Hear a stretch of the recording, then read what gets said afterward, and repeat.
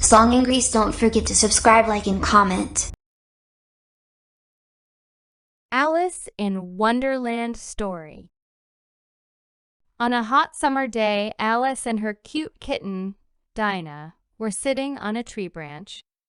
And under the tree, Alice's sister was reading the history book out loud.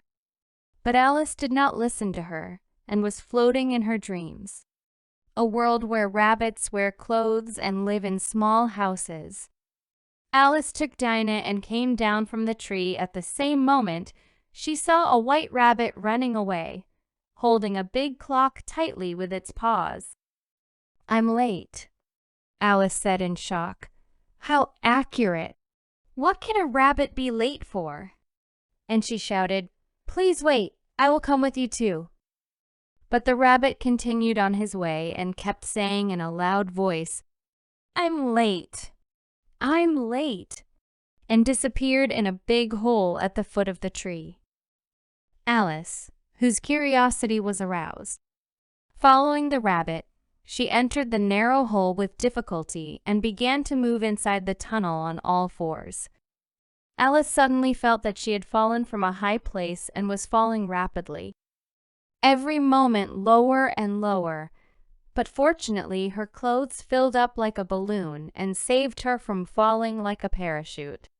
She was floating in the space of the tunnel and slowly moving forward along the length of the tunnel.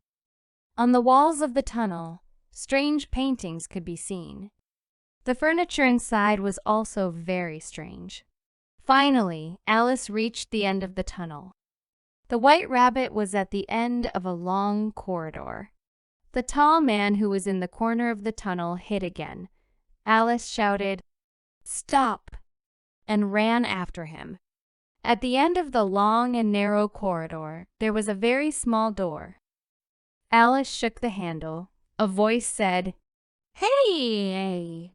This sound was from the door handle. Alice said, "I'm looking for the white rabbit. Please let me in." The handle replied, "I'm sorry, you are too big. Drink some of that bottle." Alice looked around and found a bottle that said, "Drink me." Alice first tried a few drops of it and then drank it to the last drop. At that moment, Alice started to shrink. She became so small that he could easily escape through the small door. On the other side of the door, Alice was at the beginning of a large forest. Suddenly, she saw the white rabbit again from far away among the trees and started running after him. But it wasn't long before two fat and dwarf men, who were completely similar to each other, stood in front of Alice, whose names were similar, and Alice also said her name. "I want to know which way the white rabbit went." Two dwarf men started talking at the same time. Alice could not understand what they were saying, so she decided to choose another direction to continue her movement. Alice arrived at the small house very soon. As she was going to the house, she saw the white rabbit that jumped out of the entrance door of the house.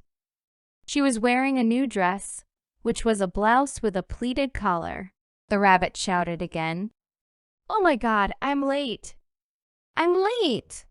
And he turned to Alice and said, "Go get my gloves." Alice was very excited because the rabbit had talked to her and immediately went inside the house. Alice searched everywhere for her gloves, but instead of that, she found a glass containing some biscuits. The biscuits looked edible and delicious. Then she took one of them and ate it. Suddenly, she started to grow, bigger and bigger, and soon he was bigger than the size of the house. Her hands were bigger than the windows. Alice said to herself, "It is possible that if I find something else and eat it." She stretched out his hands as far as she could and picked a carrot from the garden in front of the house. And when she ate it, Alice began to shrink again. Soon she was so small again that she could pass through the front door of the house. The rabbit was very happy to see that the monster had disappeared and started running again towards the bottom of the garden. Alice also started running after the rabbit. But now, because she was very small, the grass seemed like a huge forest. She suddenly fell asleep hearing a sound. That strange voice asked, Alice, how are you?" When Alice looked closely, she saw a worm resting under the shade of a mushroom. Alice replied, "I am Alice and I wish to grow taller." The tree worm suddenly turned into a beautiful butterfly and said, "I can help." And he pointed to a mushroom and continued, "One side of this mushroom makes you taller and the other side makes you shorter." And then the beautiful butterfly flew away. Alice went near the mushroom and looked at it carefully. She tried to decide which side might make her taller, but she couldn't. Finally, she took a piece of mushroom from both sides and ate one of the torn pieces. Fortunately, Alice had chosen the right piece, and soon she returned to her normal height. She put another piece of mushroom in his pocket and started walking around when he heard a voice. She turned to the sound. She saw a smiling lip with her teeth showing and a pair of eyes. Alice looked more closely. A strange cat with orange lines appeared in front of her. Alice said, "I am looking for the white rabbit. Which way should I go?" The cat said, "I am the Cheshire Cat. If I were looking for a white rabbit, I would ask Mad Hatter and March Hare from that side." And he pointed to a road in the forest, and then the cat disappeared. So Alice followed that road, and very soon she heard the singing of Mad Hatter and March Hare. They were drinking tea at a very luxurious table. Mad Hatter said, "We have a non-birthday party because we only have a birthday party one day a year. So we have a non-birthday party for the other 364 days. March Hare asked Alice where she came from, and Alice began to explain. "Everything it started from there when my cat Dinah and I were sitting on a tree branch and suddenly a squealing sound was heard. 'Oh, cat!' And then a little mouse jumped out of the teacup and started running around the table. Mad Hatter called, 'Take it!' At this time, the white rabbit appeared again and said again, 'There is no time. I'm late,' and disappeared again a little further away. Alice shouted, 'Wait!' and got up from behind the table and ran after him. Alice was tired of passing the strange roads in this wonderland and said to herself, 'I'd better go back home.' But suddenly the Cheshire Cat appeared and said, 'You cannot return home without meeting the Queen.' After saying this, a door opened from the tree near them. Alice went towards it and suddenly found herself in the garden of a big palace. She was surprised to see two playing cards that painted white roses with red paint. The cards explained that the Queen of Aces had ordered red roses, and they were painting the white roses red in hopes that she wouldn't notice. At that moment, the big palace door opened, and the White Rabbit came out in a parade and announced, "The Queen of Hearts," and the king walked towards the rose bush and asked in a serious tone, "Who has turned my roses red?" "Off his head!" And then she noticed Alice. While trembling with fear, Alice said, "I am looking for the way back home." The queen shouted, "The way to your house? All the roads here belong to me." But the queen quickly changed her mind and asked Alice, "Should I see you playing cricket?" Alice answered, "Yes, your majesty." And then the queen ordered, "Let's start the game." Alice had never seen such a strange cricket game. The hedgehog's balls and rackets were flamingos just when the queen wanted her flamingo to throw the hedgehog. The Cheshire Cat appeared and the flamingo panicked. In this situation, the queen lost her balance and fell. She went out of the oven and turned to Alice and shouted, "Off her head." Then everyone went to the court, and Alice was also forced to come to the court. The queen sat in the seat of the judge.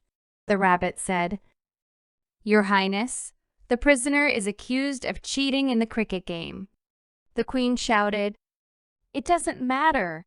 She is a criminal. Off her head." At this moment, the king asked, "Can you allow us to invite some witnesses to the stand?" The queen nodded her head in approval and said, "Very good." But the court is official and continued. The first witness was March Hare, after him and the little mouse, and they followed him for a long time. At the same moment, the Cheshire Cat also appeared. Alice said, "Sir, look at the magic cat." At the same time, the little mouse jumped out of its cup. He ran around the courtroom and all the audience screamed and ran after him. Suddenly, Alice remembered the remaining piece of that mushroom in her pocket and ate a piece of one of its parts. She suddenly began to grow again, bigger and bigger, so that everyone present was horrified. The Queen shot at her head, but before she could finish her sentence, Alice said, "I am not afraid of you. You are just a grumpy old queen." It wasn't until Alice said something that she felt herself getting smaller again. The Queen asked triumphantly, "Well, tell me now, what did you say, my dear?" Alice, who had no other choice, ran away and quickly ran away from the court. But very soon she lost his way in the winding hedges. She still could not hear the Queen's voice, but it seemed that the Queen's voice reached her from a far distance like a dream. Suddenly, Alice heard someone calling her, "Alice, Alice, please wake up." That voice belonged to her sister. "Alice, you slept a lot. Do you remember anything from the history lesson?" Alice rubbed her eyes. Dina curled up under Alice's skirt and fell asleep again. Alice said, "You don't know how excited I was. There was a white rabbit there. I followed him and—" Alice's sister said, "Well, don't think about it anymore. Now we have to go back home. It's time to have tea and dinner." Alice took her kitten and said, "Dinah, is it possible that after all that, I am in the real world?"